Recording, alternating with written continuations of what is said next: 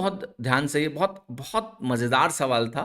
और अगर option favourable होते, मान लिया एक आंसर कहीं 11 लिखा होता, मतलब सॉरी, एक आंसर मान लिया कहीं 15 लिखा होता बी में 5 की जगह, तो आप सीधे आंसर लगा देते। थोड़ा सा लॉजिकल भी रहिए, क्योंकि थोड़ा सा आप लॉजिकल रहेंगे तो आप इस सवालों को करने में आपको इतना टाइम तो देखो नहीं जाएगा। इस बात का आपको ध्यान रखना है, ठीक है।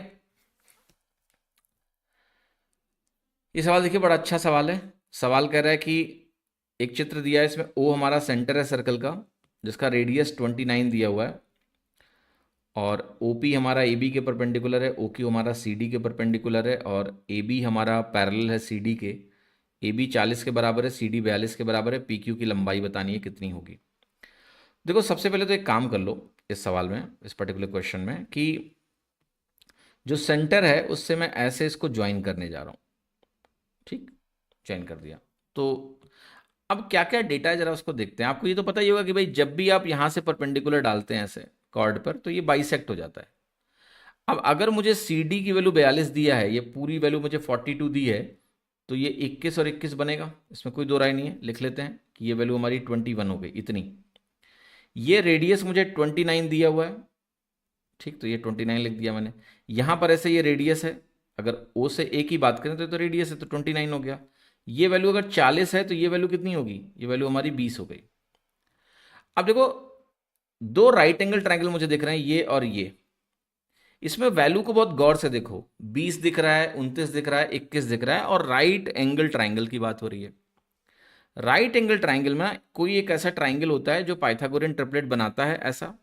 आपको अगर ध्यान होगा 20, 21 और 29 को देखो ध्यान से, तो 20, 21, 29 को अगर आप गौर से देखोगे तो कहोगे हाँ सर ये तो पता है मुझे कि 20, 21 और 29, 20, 21 परपेंडिकुलर साइड्स हो जाएं और 29 आपका हाइपोटेनस हो जाए तो एक राइट एंगल ट्रायंगल बनता है। ये पाइथागोरियन ट्रिपलेट होते हैं। अब इसका यूज करके ना फटाक से जो अननोन वैल्यूज हैं वो लिख सकते हो। आप कहोगे इस राइट एंगल ट्रायंगल में एक भुजा रेडियस यानी हाइपोटेनस 29 है और एक परपेंडिकुलर साइड 21 है, तो ये वाली वैल्यू कितनी होगी 20, क्योंकि 20, 21, 29 से पाइथागोरियन ट्रिपलेट बनेगा।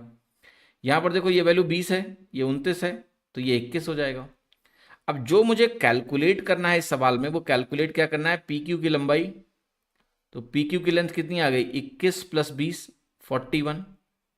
41 आपका आंसर हो गया, मुझे C is the right answer. Without any confusion आप यहां पर लगा सकते हैं कि भाई जो वैल्यू है वो हमारा सी है, और सी हमारा क्या है, 41 centimetres. That is the right answer in this case. Without any confusion आप इसको